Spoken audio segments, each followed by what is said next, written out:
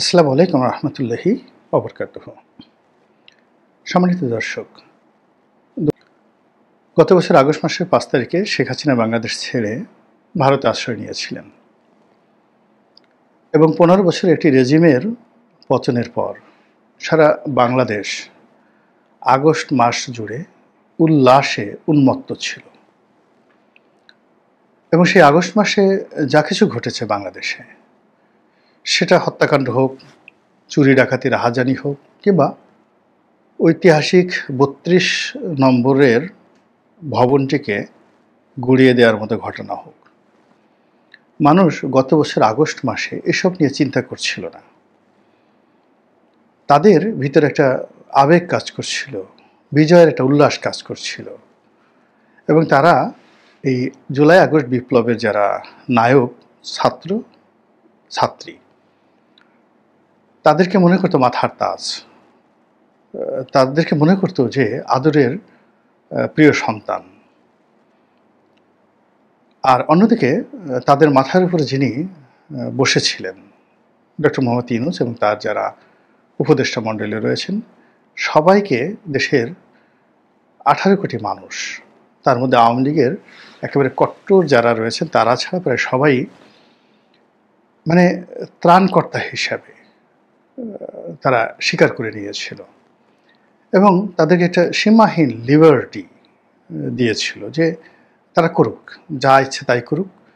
শেখ হাসিনার পতন হয়েছে, আওয়ামী লীগের পতন হয়েছে, এর চাইতে বড় প্রাপ্তি আর আমাদের জীবনে কিছু হতে পারে না।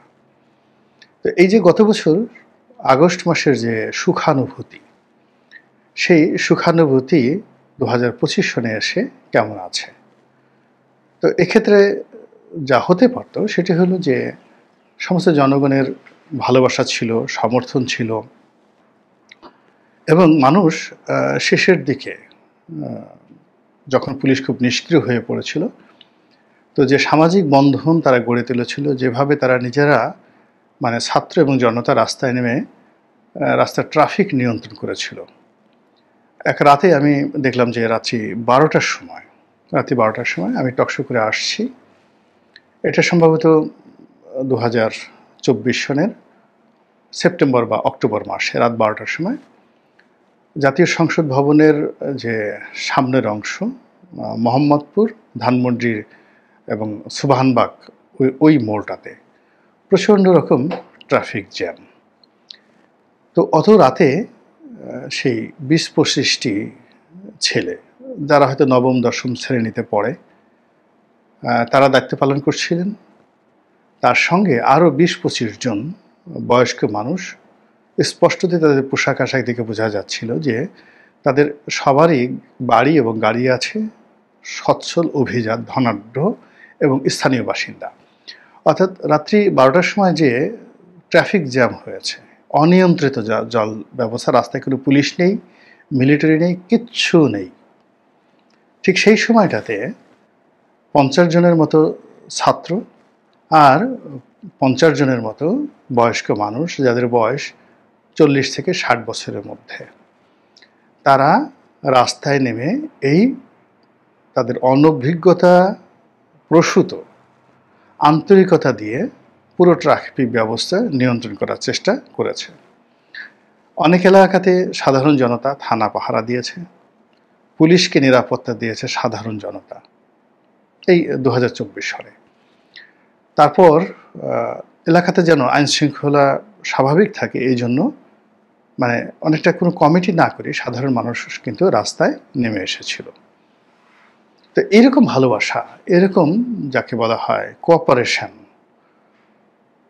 তারপরে এরকম কাঁধে কাঁধ মিলিয়ে দেশের জন্য বিনা স্বার্থে কাজ করার নজির আমি এই বাংলাদেশে দেখিনি। ৭২-৭৩ সনে কিন্তু আমি এই দৃশ্য দেখিনি। আমার মনে আছে এখনও, ওই সময়তে আমি একেবারে বালক। তারপর আমার সেই ৭১-৭২-৭২ ঘটনা মনে আছে, একেবারে স্পষ্ট মনে আছে। তারপর ৭৫-এর ১৫ আগস্টের পরে যে অবস্থা হয়েছিল সেটা আরও মনে আছে। সত্তার সাহেবের পতনের পর যে অবস্থা হয়েছিল, তখন তো বলতে গেলে রীতিমতো প্রফেশনই চলে এসেছে। তো যার জন্য অতীতের যে ধারাবাহিক, আমাদের বাঙালি জাতির ঐক্যবদ্ধ হওয়া, বিনা স্বার্থে কাজ করে এবং স্বপ্নের মানুষদেরকে ক্ষমতায় বসিয়ে তাদেরকে সমর্থন দেওয়া, রাজনৈতিক ক্ষেত্রে যে ঐক্যবদ্ধতা, এটা ডক্টর মোহাম্মদ ইউনূস সরকার যেটা পেয়েছিলেন গত বছর, সেটা গত 11 মাসে পতন হতে হতে হতে হতে এমন একটা পর্যায়ে চলে আসছে। এখন যদি বলা হয় যে দল কোনটাকে আপনি পছন্দ করবেন, আওয়ামী লীগ না এনসিপিকে, কে বেশি ভালো, কে বেশি মন্দ, শেখ হাসিনা নাকি ডক্টর মোহাম্মদ ইউনূস, এই ধরনের ভোটাভুটি যদি হয় তাহলে বুঝতে পারেন যে ফলাফলটা কোন পর্যায়ে চলে আসবে। আর যদি আওয়ামী লীগকে মানে ছেড়ে দেওয়া হয়, আর যদি জেনারেল ওয়াকারুজ্জামান বলে ফেলেন যে আমি আর এনসিপিকে প্রোটোকল দিতে পারবো না, এই সরকারের প্রতি সেনাবাহিনীর যে দায়িত্ব এবং কর্তব্যবোধ ছিল সেটা আমরা উইথড্র করলাম এবং আমরা ক্যান্টনমেন্টে ফিরে যাব। আমাদের কাজ হলো দেশ রক্ষা করা, অভ্যন্তরীণ যে গোলযোগ, এই গোলযোগে আমরা অনেক কিছু হারিয়ে ফেলছি, we are going to cantonment. সেনাবাহিনী যদি ঘোষণা দেয় যে আমরা ক্যান্টনমেন্টে ফিরে গেলাম, এবং সঙ্গে সঙ্গে তারা যদি ক্যান্টনমেন্টে ফিরে যায়, একবার একটু চিন্তা করেন তো, জাস্ট ফর 1 আওয়ার, 1 ঘন্টা 60 মিনিট, এই 60 মিনিট সময়ের মধ্যে সারা বাংলাদেশের গোপালগঞ্জের কথা বাদ দিলাম, এই ঢাকা শহর কি হতে পারে, কি ঘটতে পারে, সেই জিনিসগুলো একটু চিন্তা করেন। তো এই যে অবস্থাটা সৃষ্টি হলো, আজকের এই অবস্থাটা সৃষ্টি হলো, এটা কি সেনাপ্রধান জেনারেল ওয়াকারুজ্জামান করেছেন? এটা কি বঙ্গভবনে বসে শাহাবুদ্দিন চুপ্পু করেছেন? কিংবা যারা পালিয়ে গেছেন, আওয়ামী লীগের শীর্ষ নেতৃবৃন্দ, শেখ হাসিনা, জয়, পুতুল, শেখ রেহানা, তার ছেলে ববি, রূপন্তী, তার মেয়ে রূপন্তী, টিউলিপ সিদ্দিকী, তারপরে ওবায়দুল কাদের, জাহাঙ্গীর কবির নানক, ওনারা কি এই গত 11 মাসে আজকের এই যে অবস্থাটা তৈরি হয়েছে, এই অবস্থার জন্য তাদের 1% ভূমিকা আছে বা কোনো ভূমিকা আছে? তারা তো ওখানে বসে ফোঁসফাঁস, সেই মানে বিখ্যাত সেই যে কবিতা, সুকুমার কবিতা, বাপুরাম সাপুরে কোথা যাস বাপুরে, আয় বাবা রেখে যা, আয় বাবা দেখে যা, দুটো সাপ রেখে যা। তো এরকম তারা দিল্লিতে বসে যে ফুসফাস করছেন, সেই বাপুরাম সাপুরের সেই সাপের মতো, যার চোখ নাই, দাঁত নাই, কান নাই, এবং যাদের মানে হুকুম তামিল করার মতো এই বাংলাদেশে কেউ নেই, নো ওয়ান। তাদের অফিসে হেগে দিচ্ছে মানুষ, তাদের কেন্দ্রীয় অফিসে সে প্রস্রাব জল বিয়োগ করে যাচ্ছে, তারপরে শেষে তাদের মূর্তি থেকে শুরু করে তাদের যা কিছু রয়েছে বাংলাদেশে সব কিছুই বর্জাগার হয়ে গেছে। আর তারা দূরে বসে বসে কী করছেন? আমি চেয়ে চেয়ে দেখলাম, শুধু চেয়ে চেয়ে দেখলাম, এই কথাগুলো তারা সেখান থেকে বলছেন। তো ফলে এখানে তো পাদ্যপিঠে আওয়ামী লীগ নেই, ছাত্রলীগ নেই, যুবলীগ নেই, সালমান এফ রহমান নেই, আওয়ামী লীগের দোসররা নেই, আওয়ামীপন্থী সাংবাদিকরা নেই, কেউ নেই। ফলে পুরো মাঠই তো বিএনপি, জামাত, আওয়ামী বিরোধী যারা শক্তি তাদের দখলে, পুরো রাষ্ট্র ছাত্রদের দখলে, মানে এনসিপির দখলে, সরকার ডক্টর মোহাম্মদ ইউনূসের দখলে। তো সেখানে গত 11 মাসে এই যা কিছু ঘটেছে, সেই ঘটনার ফলে সেই 2024 সনের আগস্ট মাসের উৎসাহ কেন নেই, উদ্দীপনা কেন নেই, সেই স্বপ্ন কেন নেই, সেই ভালোবাসা কেন নেই? বাংলাদেশের একটা বিখ্যাত গান অনেক আগে গেয়েছিলেন জনাব হায়দার, কি দেখার কথা ছিল দেখছি, কি শোনার কথা ছিল শুনছি।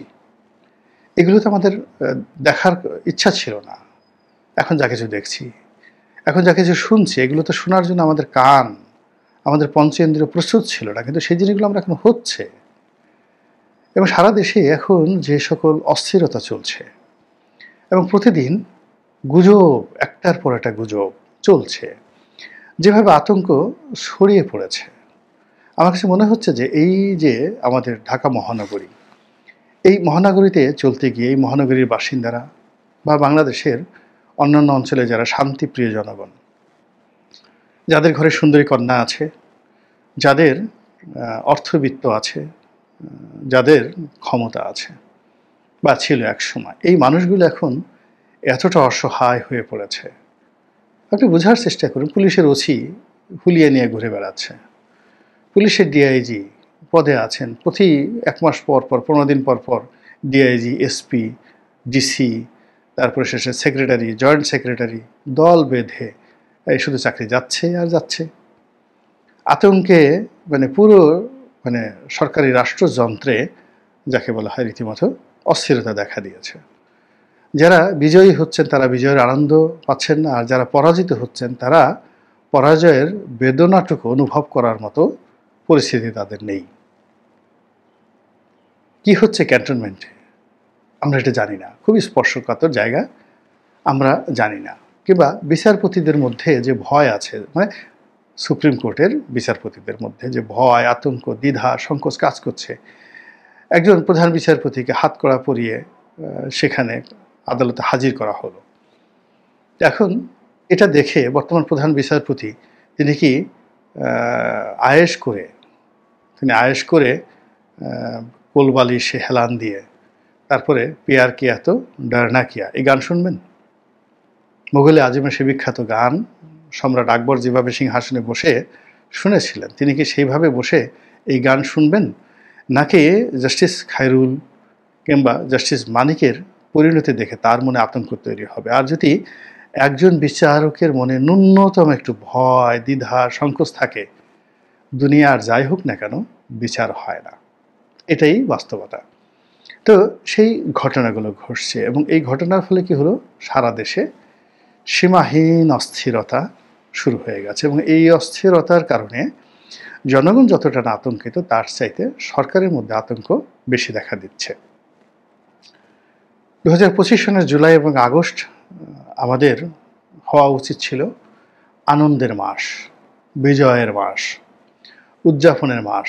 এই পুরো মাসে আমরা আনন্দ করব, গান বাজবে, দেশাত্মবোধক গান বাজবে, জাতীয় সঙ্গীত বাজবে, নাটক হবে, সিনেমা হবে, তারপরে আলোকসজ্জা হবে, এবং আমরা দল বেঁধে মানুষ শাহবাগে রাতে সাংস্কৃতিক অনুষ্ঠান শুনব।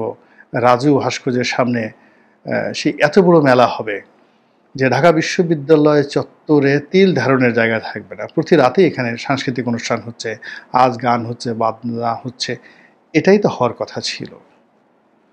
যেভাবে আমরা দীর্ঘদিন ধরে 21শে ফেব্রুয়ারি পালন করে আসছি, যেভাবে আমরা 16ই ডিসেম্বর পালন করে আসছি, যেভাবে আমরা 26শে মার্চ পালন করে আসছি, তো ওখানে তো আমাদের আনন্দের এখনো ঘাটতি হচ্ছে না। আমরা যার যার মতো উদযাপন করছি। কেন 5ই আগস্ট আমাদের জীবনে আনন্দ না হয়ে আতঙ্ক হবে বলেন? কেন ভয়ের কারণ হবে? কেন এই আগস্ট মাসকে কেন্দ্র করে, জুলাই মাসকে কেন্দ্র করে 11 দিনের এমার্জেন্সি সতর্কতামূলক অবস্থা জারি করা হবে? কেন এই সময়টিতে সবাই তটস্থ থাকবে? কি হচ্ছে, কি হতে পারে, কে কোথায় ঘুমাচ্ছে, কে কোথায় পালাচ্ছে, কে কোথায় যাচ্ছে, এর দুর্নীতি আজকে প্রকাশ পাচ্ছে, কার দুর্নীতি আজকে প্রকাশ পাচ্ছে, এ নিজেকে লেজ কাটা শিয়াল বলছে, আর একজন বলছে আমি লেজ কাটা শিয়াল না, তুই লেজ কাটা শিয়াল, একে এখানে চাঁদাবাজ ধরা পড়ছে। অভিনব সেই সমস্ত ঘটনাগুলো ঘটেছে। বলেন তো এই ঘটনার সঙ্গে ফ্যাসিবাদ কিভাবে জড়িত? গুলশানে যে চাঁদা আদায় করতে গেল যে গ্রুপটি, যারা ধরা পড়ল, এখন এর সঙ্গে আওয়ামী লীগের কি সংযোগ আছে বলেন? কিংবা ধরুন চাঁদাবাজদের একটা তালিকা রাজশাহীতে করা হয়েছে, এর মধ্যে আওয়ামী লীগের কি করার আছে? সারা দেশে মারামারি হচ্ছে, কাটাকাটি হচ্ছে, সেখানে চট্টগ্রাম সবচেয়ে বেশি রক্তাক্ত, রাজশাহী সবচেয়ে বেশি রক্তাক্ত। চট্টগ্রামে বিএনপি অন্তর্দ্বন্দ্ব, রাজশাহীতে চাঁপাইনবাবগঞ্জে বিএনপি জামাত অন্তর্দ্বন্দ্ব। এটা এই যে রক্তক্ষয়ী অবস্থায় পৌঁছে গেছে। এই ঢাকা শহরে বিএনপি জামাতের মধ্যে যে দ্বন্দ্ব এবং সংঘাত হচ্ছে, সরকারের সঙ্গে রাজনৈতিক দলের যে দূরত্ব, এই দূরত্ব এখন খেস্তি খাওয়ারে পরিণত হচ্ছে। এবং এখন অনেকে বলার চেষ্টা করছে যে যমুনা ঘেরাও করব। বিএনপির মতো দল যমুনা ঘেরাও করার কথা বলছে, এবং ইতিমধ্যে শেখ সাহেব, জনতার মেয়র, তিনি অনেক দিন যমুনা ঘেরাও করার করে রেখেছিলেন। পরে সেটা সেই যাকে বলা হয় বিএনপির হাইকমান্ডের নির্দেশে তিনি সেটা সরিয়ে নেন। তো সেটা আবার তিনি বা তার যারা লোকজন আছে তারা শুরু করার হুমকি দিয়েছেন। এবং এটা এই আগস্ট মাসে, এই জুলাই মাসে গোপালগঞ্জে যা কিছু ঘটলো, এই জুলাই মাসে কক্সবাজারে যা কিছু ঘটলো, রাঙামাটিতে ঘটলো, এই জুলাই মাসে গাজীপুরে যা কিছু ঘটলো, এই জিনিসগুলো তো আমাদের প্রত্যাশার মধ্যে ছিল না। এখন এই কাজ করলো কারা? কাদের জন্য আজকে আমরা এই অবস্থায় উপনীত হলাম? তারা কি তাদের এই যে ব্যর্থতা, এর জন্য অনুতপ্ত? তারা কি তাদের ব্যর্থতাগুলো চিহ্নিত করতে পারছেন, নাকি তাদের সকল কর্মের জন্য শেখ হাসিনাকে দায়ী করে, তারেক জিয়াকে দায়ী করে, জামাতকে দায়ী করে, এনসিপিকে দায়ী করে নিজেরা দায়মুক্ত হওয়ার চেষ্টা করছেন? আর এভাবে কি দায়মুক্তি সম্ভব? আর এভাবে কি সমস্যার সমাধান হবে? নাকি বড় কোনো ক্ষয়ক্ষতি দ্বারা, বড় কোনো অস্থিরতা দ্বারা আমরা আবার নতুন কোনো বিপদের মুখোমুখি হতে যাব? আল্লাহ ভালো জানেন। আল্লাহ আমাদের সবাইকে হেদায়েত দান করুন এবং হেফাজত করুন। আসসালামু আলাইকুম ওয়া রাহমাতুল্লাহি ওয়া বারাকাতুহু।